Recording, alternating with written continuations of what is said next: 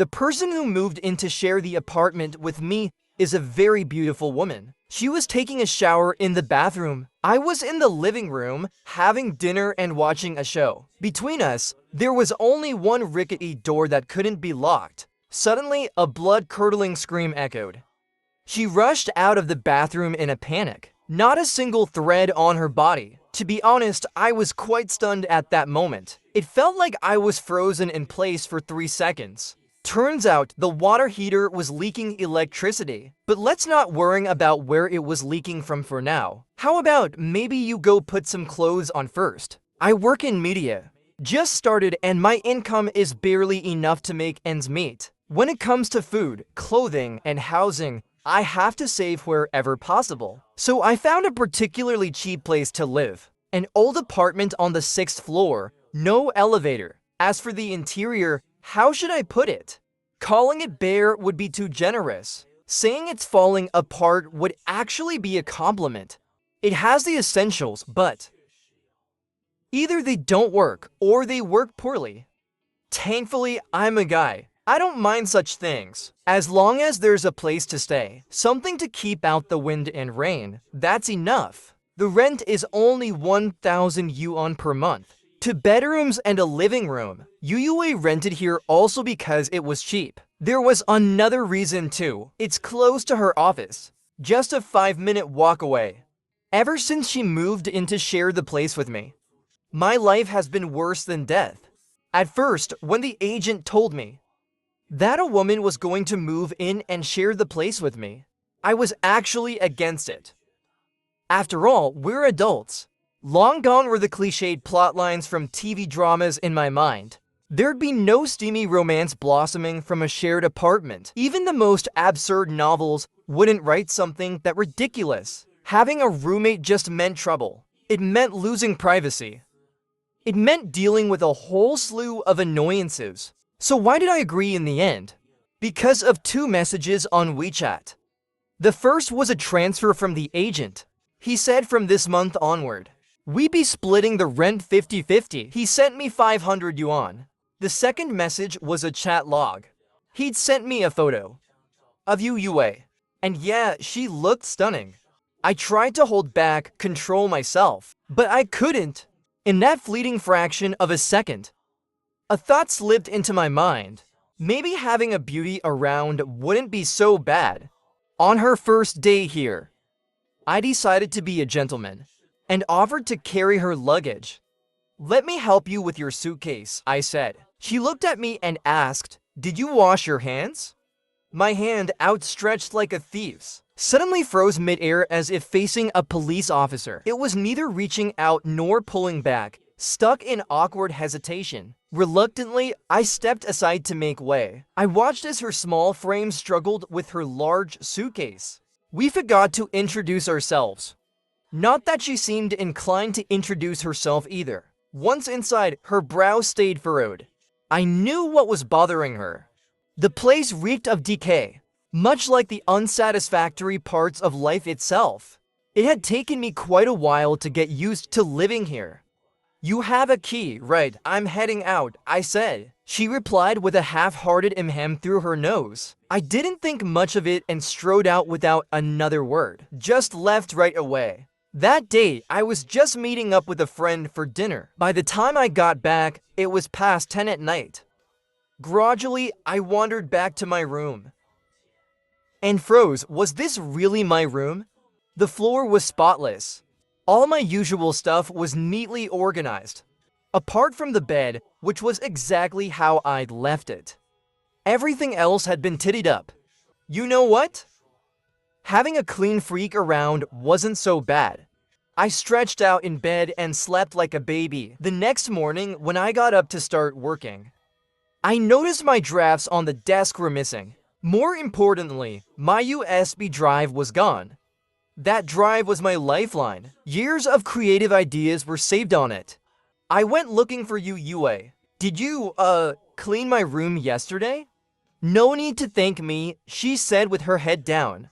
Toothbrush in her mouth, her words slightly muffled. That's not what I meant. I had some A4 sheets on my desk. Did you see them? I threw them away.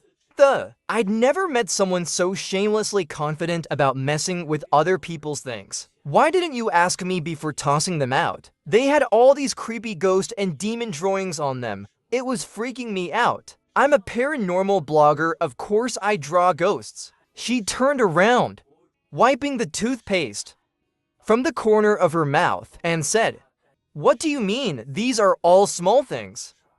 They're not important? Did you see my USB drive on my desk?" "No, I didn't. You were the only one who went into my room yesterday. If you didn't see it, then who did?" She pushed past me, hurriedly packing her things.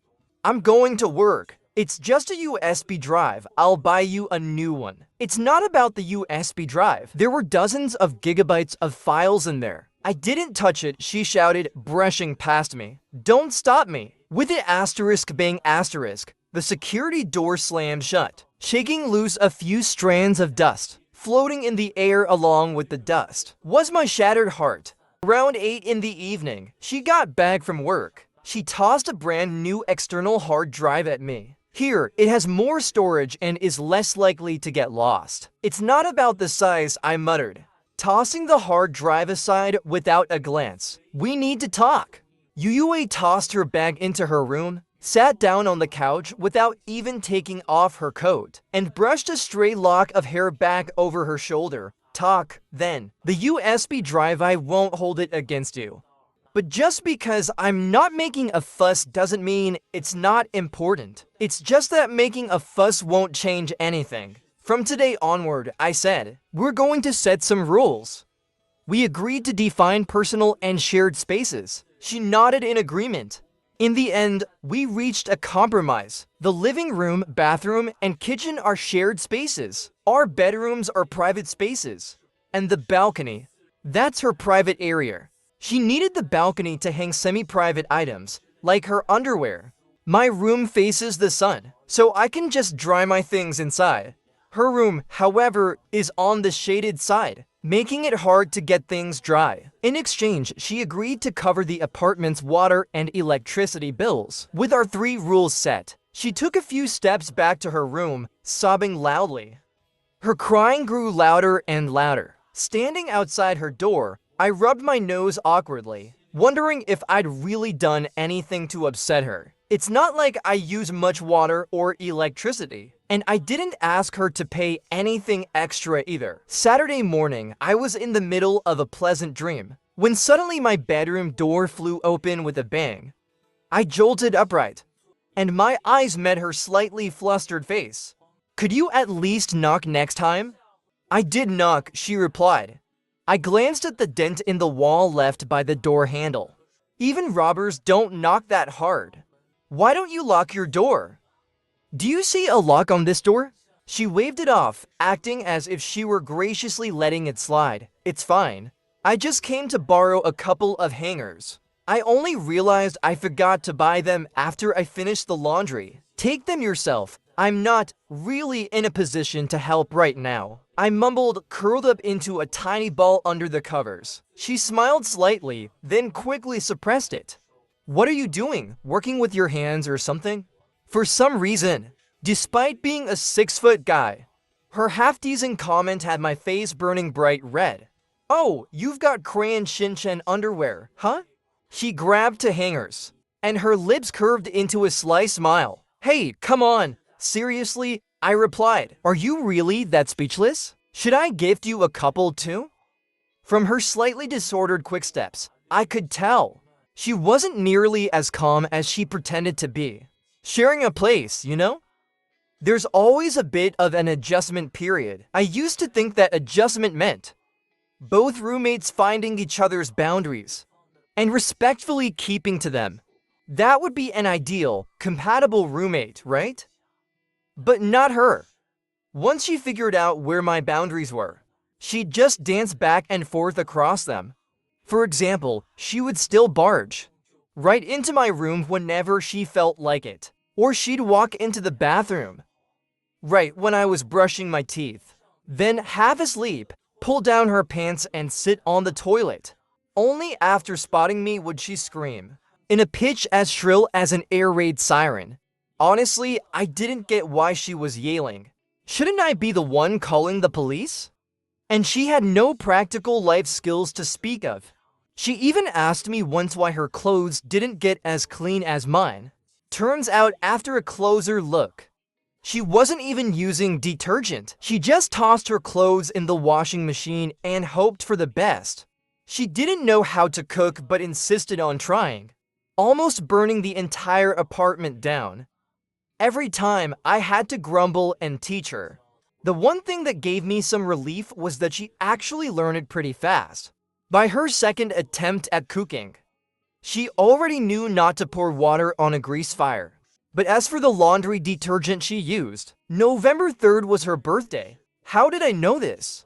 Because that day, she was mumbling like some kind of demon in the living room, repeating, "Please don't let me have to work overtime on my birthday today."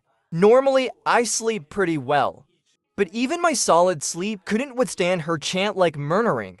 When I finally got up, ready to snap and tell her off, she had already left. She was in such a hurry that she hadn't closed her room door. I didn't go inside, just glanced in from the doorway. On her desk, I noticed a takeout box. Inside, there was half a bun, a small bowl of porridge, and 2 tiny servings of vegetables. That was her dinner from the night before. On a whim, I went downstairs and bought some groceries. I timed it just right so that everything would be ready when she got home. As I cooked, I cursed myself for doing something so pointless. When she finally walked in, there were 4 dishes and a soup laid out on the table, with a small 4-inch cake in the corner. She looked a little surprised. "Did you have friends coming over tonight?" I took off my apron. "No. There's just a silly girl with a birthday today." Yu's eyes sparkled instantly. "How did you know it was my birthday today?" I rolled my eyes and put on an exaggeratedly annoyed expression. "You almost woke up the entire building this morning, lady. Honestly, if you'd been just a little bit louder, no one would have missed the fact that today's your birthday. The whole building knows by now." "Oh, I happened to buy some drinks. How about we have a little together?" I nodded. "Sure, but I don't handle alcohol too well, so just a little." We had 6 beers in total, each of us down 3, and neither of us seemed the slightest bit affected. I went downstairs to buy another 6-pack. This time, we felt a slight buzz. I looked her in the eyes. "Alright, tell me honestly, how much more can you drink?" She looked a little shy, raising her right index finger tentatively. "I could manage 1 more bottle. It's not that I plan to keep drinking, but you know, men, especially northern men, aren't keen on being outdrunk by a woman." When I said I couldn't drink much, I just didn't want to seem pushy. But since she's challenging me, there's no turning back now. Tonight, one of us would be standing and one would be down. I went downstairs again and came back with 2 cases. Each case had 24 bottles. After drinking and feasting, we lit the candle, made a wish, ate the cake, and let out a few satisfied belches. It felt like our relationship had grown closer. "You know, despite not being much to look at, you've actually got a pretty good heart." She sighed. "This is the first time anyone has celebrated my birthday since my dad passed away." I nodded. "Well, you're a pretty girl, and you've got a great figure too. It's just a shame that you absolutely had to be born with a mouth." We each had 2 more bottles, and emboldened by the alcohol, I finally asked the question on my mind. "From the way you look, you must have had a pretty comfortable life growing up, right? Why are you here, living in a shared apartment?" "My family was quite wealthy before," she said quietly, "but then my dad got sick. All the money was spent, but it couldn't save him. 3 months ago, he passed away. So I came out here to work." Such a simple sentence, yet it summed up the harshness of life and the struggles we endure. I wasn't going to press her about her mother. In situations like this, if someone doesn't mention the other parent, it's usually because of deep conflicts, or they passed away early on. It wouldn't be appropriate to pry. That night, she didn't go back to her room. She ended up falling asleep on my lap. Occasionally, she muttered something in her sleep, but I couldn't make out what she was saying. Maybe she was dreaming about her dad, or maybe she mistook me for him in her dream. As for me, I didn't sleep at all, not because I had any thoughts about her, mostly because my leg was numb. After that night, we became friends, just regular friends, the kind who could sit on the couch together, eating snacks and watching TV. I think she liked my personality. And to be honest, I mostly enjoyed her beauty. One day, she was showering in the bathroom, and I was in the living room eating dinner and watching a show. Between us was just that rickety door that couldn't lock. Suddenly, a scream echoed. She rushed out of the bathroom in a panic. Not a single stitch on her. To be honest, I was a bit dumbfounded at that moment. It was like I was frozen in place for 3 seconds. My brain, eyes, hands, none of them knew where to focus. I wanted to look but didn't dare to. If I looked, it would feel wrong. But if I didn't, it would feel disrespectful. All I could manage was a stammered, going for a naked sprint. Huh? The water heater is leaking electricity, she replied. Look, let's not worry about where it's leaking from for now. Just go put some clothes on. She came back dressed, her hair still wet, with water droplets soaking into her pale-colored robe, each drop stirring up my nerves. I've told you so many times, I said. That busted water heater is dangerous. The power keeps cutting out while you're showering. You're lucky you got away with your life. She mumbled something in agreement, her face as red as a crab. Whether from embarrassment or the shock, I wasn't sure. Alright, go back to your room, I'll clean up here. I wiped the floor dry, then checked the water heater with a voltage tester. It was definitely leaking electricity. I messaged the landlord. The water heater is leaking electricity. Could you replace it, please? For now, I just unplugged it to stay safe, remembering Yue's panicked face. A surge of anger welled up inside me. Fine, I'll keep using it as is. When I'm in a really bad mood and feel like ending it, I'll use it then. The next day, the landlord brought over a brand new water heater. Since that little incident, she seemed a bit embarrassed to talk to me, always finding ways to avoid me. It was like that incident had dropped a single drop of color into the still water of our daily routine. It felt like something had changed. But at the same time, nothing had really changed. About 3 months later, I don't know if it was something I ate or what, but I began having sharp stomach pains. At first, I didn't think much of it, just went to the bathroom a few times. The pain eased slightly, so I went back to writing and drawing. But it was getting worse. I started feeling cold, breaking out in cold sweats. Large beads of sweat were dripping from my forehead onto the keyboard. I struggled to get to the bed, hoping a bit of rest would help. It felt like a red-hot iron rod was twisting in my stomach. The intense pain nearly made me pass out. Even breathing became difficult. I knew I couldn't hold on any longer. I needed to go to the hospital. Hey, I think I need to borrow, I mumbled weakly. Changlin, what's wrong? Yue rushed to my bedside into steps and touched my face. Her hand came away damp with sweat. At that point, even speaking was an effort. She quickly threw on a coat and got ready to help me downstairs. We managed to get out of the building somehow, but I still don't know how her tiny frame managed to carry me down. Forget it, just call a cab, I muttered. Cabs are so expensive, she said. Sis, I'm literally dying here. It must have been the middle of the night by then, after all the fussing around. She was stubborn and wouldn't put me down.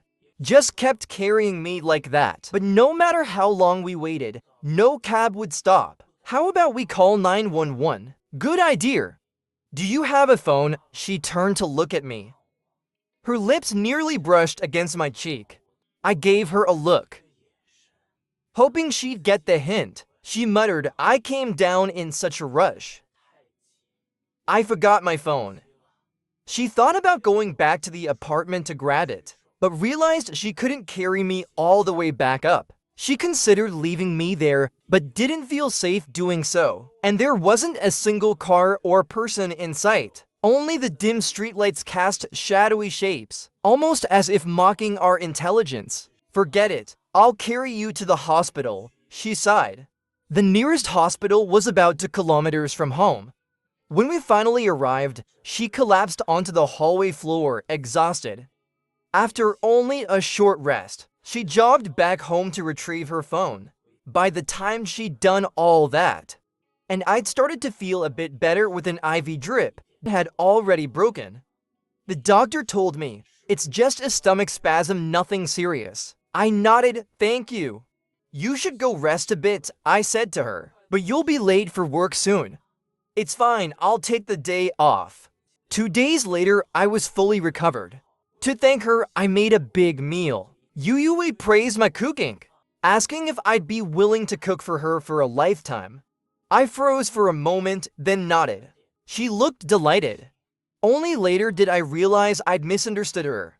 When she said for a lifetime, she genuinely just meant cooking.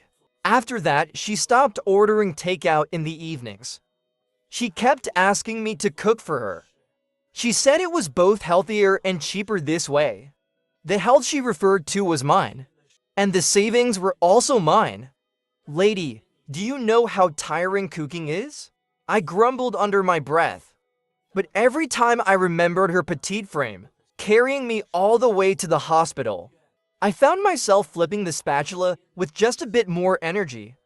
"Dinner's ready," I called out. There was no response from her room.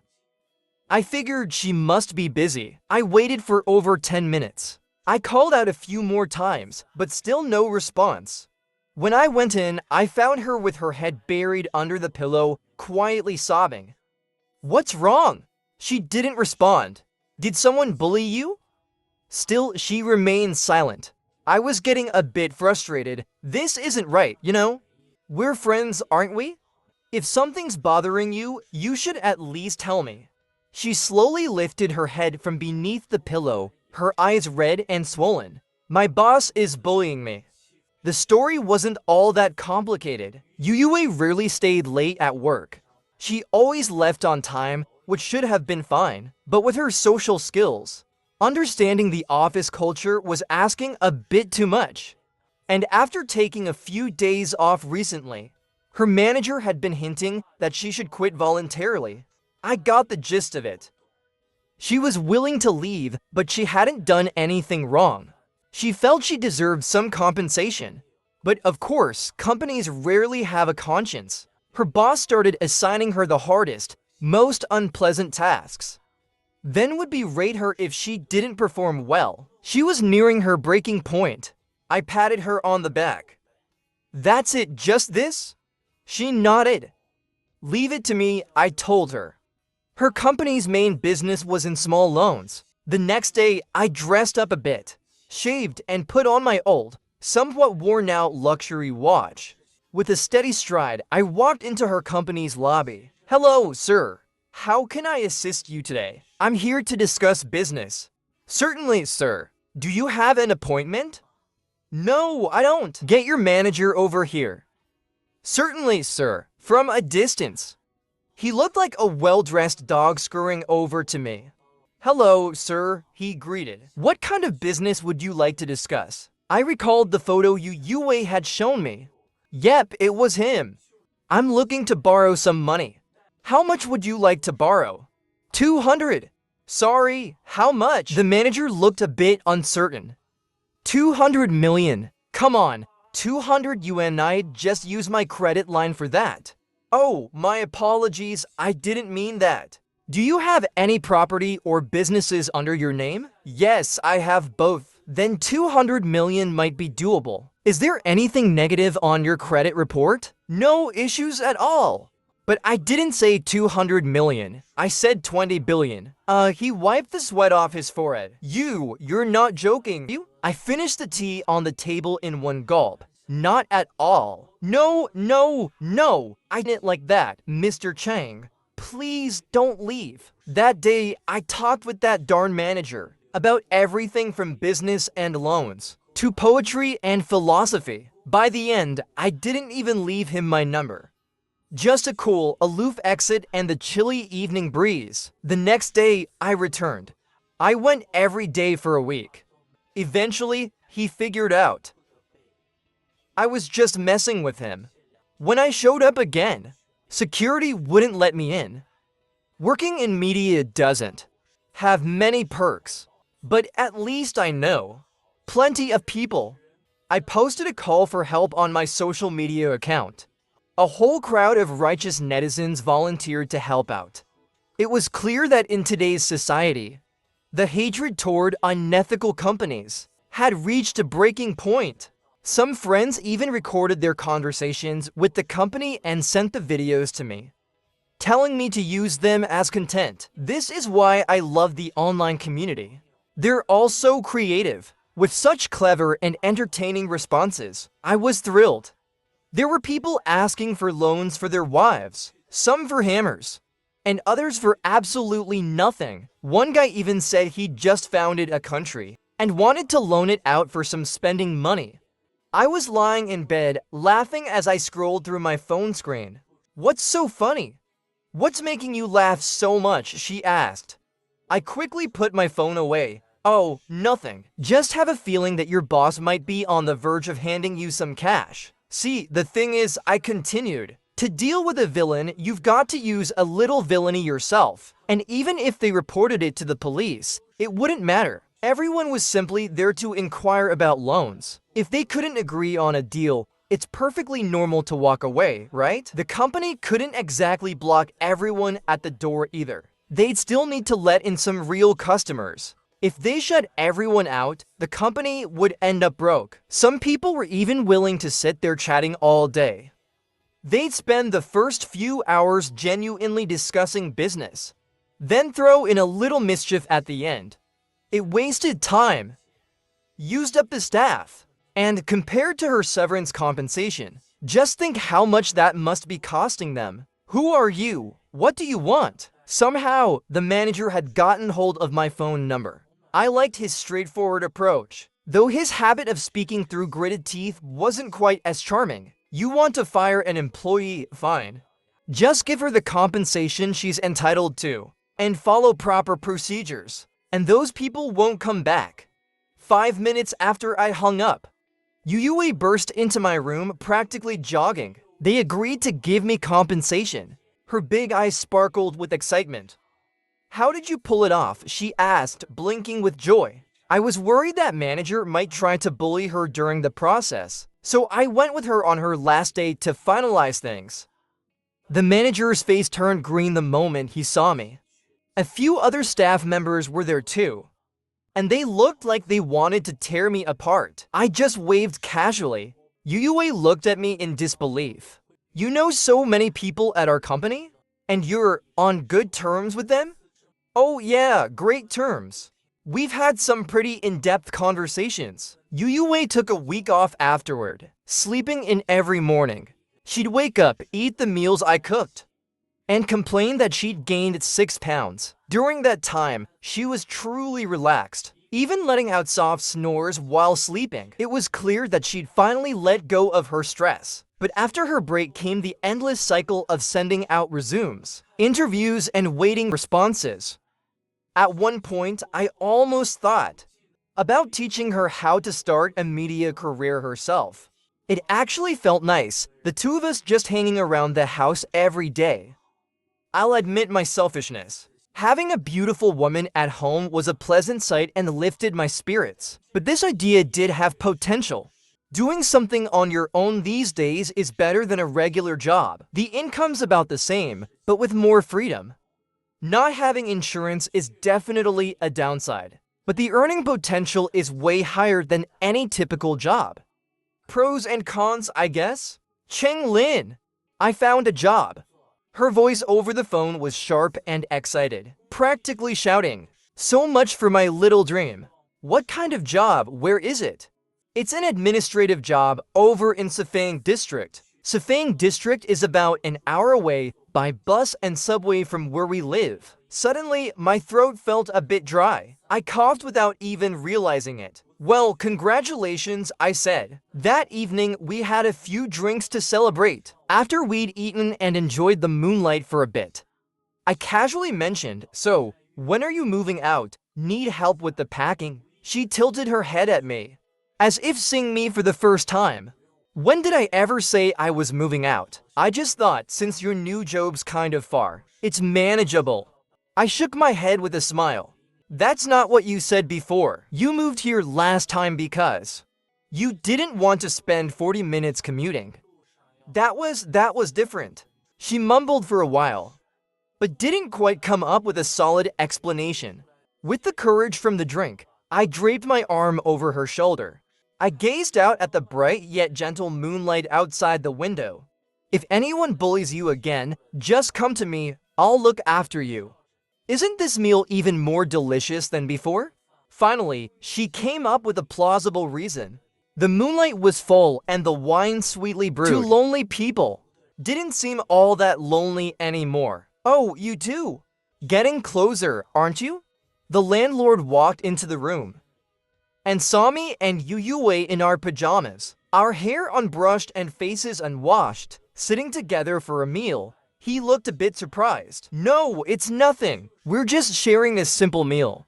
Oh, I'm sorry to interrupt you two, but I have to let you know I'm selling this place, and the beer wants to close quickly. I hate to trouble you both, but could you move out as soon as possible? I'll pay the penalty at double the rate mentioned in the contract. Will that be all right? I froze for a moment, unsure of how to respond, and glanced back at Yue behind me. Yue with a piece of chicken in her mouth. Listened to the landlord's words, paused for a moment, then took another bite of her chicken leg. I couldn't tell if she was happy or sad. She simply continued eating without a word, seeing that neither of us had much to say. The landlord seemed a bit anxious. What does this silence mean? Everything's according to the contract. Even if I don't want to, I have no choice. Fine then, here's what we'll do. Give us 3 days. Finding a new place takes time, doesn't it? Alright, 3 days is fine. If all goes as expected, this was the last meal Yue and I shared together. Neither of us drank this time. Our conversation was sparse, with pauses in between. Sometimes our topics didn't even connect. I had no idea what was going on in her mind, and she likely had no clue about mine. We can't stay in this place any longer, I said. Where do you plan to go? I should probably head to Safang District, she replied. It's closer to the office. And you, she asked. I was quiet for a moment, taking a few bites of food before answering. Maybe the suburbs, I said, or somewhere quiet and less crowded. It's cheaper, plus it's a place where I could feel inspired. She nodded. We both tacitly avoided asking whether we should continue sharing a place. After all, it hadn't been that long. From the moment we met until now, we started with disagreements, grew to understand each other, and eventually supported each other. But all that happened in such a short time. Everything felt rushed. If we had another 6 months, I might muster the courage from deep inside to ask her if we could try being together. But to bring it up so abruptly now would make it seem like I had ulterior motives. She was probably feeling the same way. Well, how about we look for a place together in Safang District, I ventured. Splitting the rent would be cheaper. I just couldn't hold it in any longer. You know, men, our skin's a bit thicker than women's. She seemed a bit taken aback, a bite of rice halfway to her mouth, unsure whether to swallow it or spit it out. Oh, actually, someone new joined our office recently, she finally said. Just yesterday, they asked if I wanted to find a place with them. She laughed awkwardly. I was just saying it offhand. It's better to room with a coworker anyway. It's convenient having company on the way to and from work. But if you're really... She changed her tone and left the sentence hanging. No, I was asking casually. I cut her off twice, trying to ease the awkwardness we both felt. More than anything, I was afraid she'd suggest we all 3 share a place together. That kind of outrageous proposal. For some reason, when I finally voiced the question, and she hinted at a refusal, I felt relieved. All the frustration and impulsive thoughts from the landlord's news about selling the apartment vanished. Come to think of it, sharing a place does have its inconveniences. Perhaps This whole thing was just a brief detour in my dull life. A little subplot, if you will. I helped Yue carry her luggage downstairs. She reached over and brushed some dust off my shoulder. "Take care," I said. Yue seemed hesitant. "Should we hug goodbye?" For some reason, those 3 words made my heart ache, like a farewell between comrades, or the parting of old friends. "Oh, cut it out. We have each other on WeChat. It's not like one of us has disappeared. No need for all this melodrama." She laughed. "You're right." She laughed, then suddenly turned, and, without warning, threw herself into my arms. "Thanks for everything." She left. I watched the moving cart carrying her things, slowly fading out of my sight. That feeling, drifting away like the wind, was like a love smothered in its cradle. I couldn't recall how she slipped out of my arms, or how we finally parted ways. The moment she hugged me tightly, only for words filled my mind. Fate's cruel hand. It suddenly hit me that when Yue said goodbye, I hadn't responded quickly enough. Now I could only wave into the empty street, a bit too late. I opened WeChat and looked at her profile picture, hoping she'd message me first. But after waiting a long time, nothing came. I opened the chat window thinking of saying something, but after wrestling with it, I couldn't type a single word. From that moment on, our WeChat chat history was frozen on December 1st. Maybe neither of us knew how to break the silence. The next day, I moved out too. I called up a group of close friends and turned the move into a lively affair. By the time we were done, it was evening. We found a barbecue spot, drinking beer and chatting with friends. That familiar feeling pulled me back to reality, and that small, shadowy image of her seemed lighter in my mind. "Hey, Changlin, what happened to that cute girl you were rooming with?" "She moved out," I said, giving him a look. "Why bring up what doesn't need bringing up? Why didn't she stay and rent with you?" "She works in Sifang district," I said. "Why would she stay here with me? She's probably found a place in Sifang, right?" "Wait, you didn't even ask where exactly? Why do you have so many questions?" I retorted. The clink of our glasses and the noise around us drowned out the emptiness I felt inside, as the alcohol mixed with the scent of cigarettes, slowly taking over my mood. The heaviness inside lightened a bit. "We're all friends here," he said. "So tell me the truth. Do you like her?" I kicked him under the table. "You're practically under the table and still gossiping?" "Doesn't matter where I am," he said. "Just be honest for once. If you really like her, I'll help you win her over. No big deal, right?" "Yeah, right, I like Grandpa." "Well, my grandpa's taken," he shot back. "He and my grandma are doing just fine." Another friend, who was a bit more sober, slung an arm over my shoulder. "Forget liking or not. Are you still thinking of sharing a place with her?" I shook my head. "No." "Why is it," I said, "that you all think I'm so desperate?" "Then why did you rent a 2-bedroom?" he asked. Those few words seemed to break something in my mind. Right, I live alone. Why would I rent a 2-bedroom? I hadn't even realized it myself till my friend pointed it out. I'd spent all that time looking, finally picking a place that wasn't cheap. And that was, ironically, close to Sifang district. Even I couldn't come up with an explanation. Maybe, like my friend said, it was something buried in my subconscious. Maybe I was still hoping that Yue would come back. The 2-bedroom place was spacious.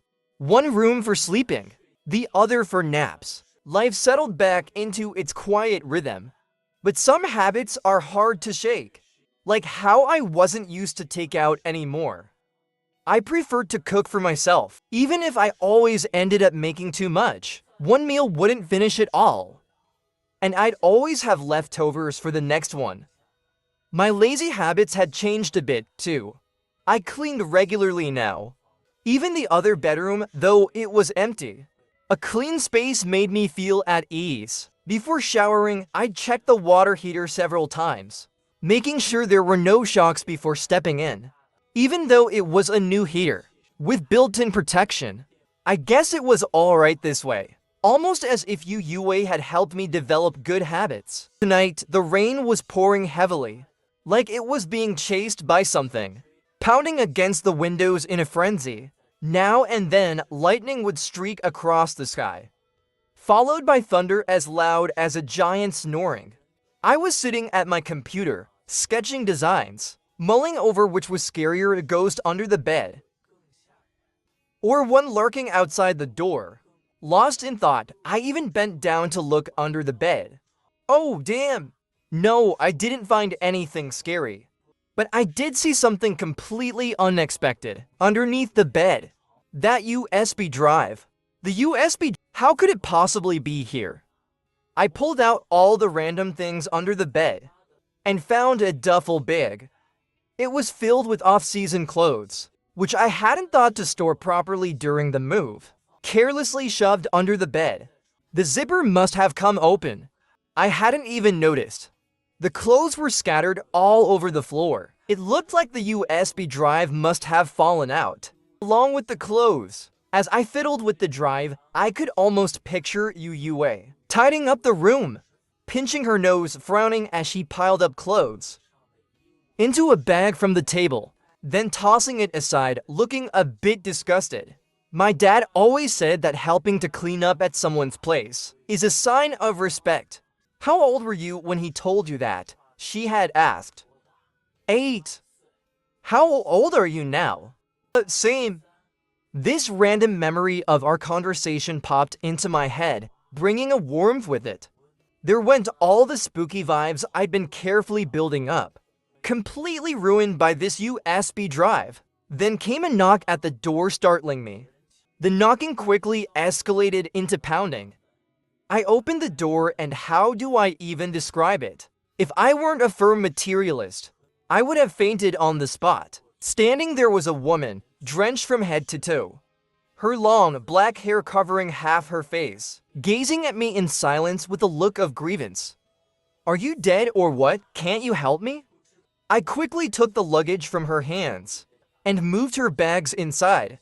You, what's going? Didn't respond.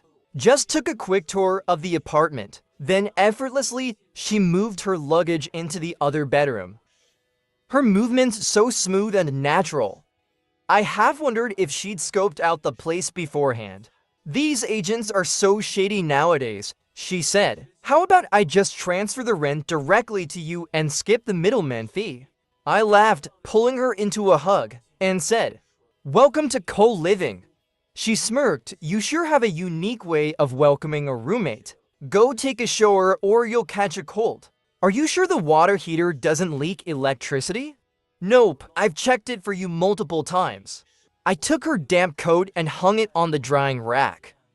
Oh, by the way, I said, let's have dinner together after your shower. I made extra today. She rolled her eyes. Sure you did. This I made extra line is getting old. Honestly, I've been making too much food lately. Not sure why either. Time ticked by slowly. Yue rubbed her stomach. Yours is still the best, I'm full. Curious, I finally asked, how did you find me here? I asked the agent, she said. We had the same one. He's actually quite decent. Not as shady as you say. Yeah, he's a good guy, I agreed. If he'd been out to make a quick fee, he wouldn't have given you my address so easily. I meant his complexion, she laughed. True, he's a bit on the dark side. I nodded, smiling. Later that night, I found myself smiling, thinking about Yue's return. At that moment, she hugged me from behind and whispered, honey, I want your cooking tonight. Didn't you just have it last night? I teased, feeling the warmth from her embrace. Alright, I cook, no problem. The end.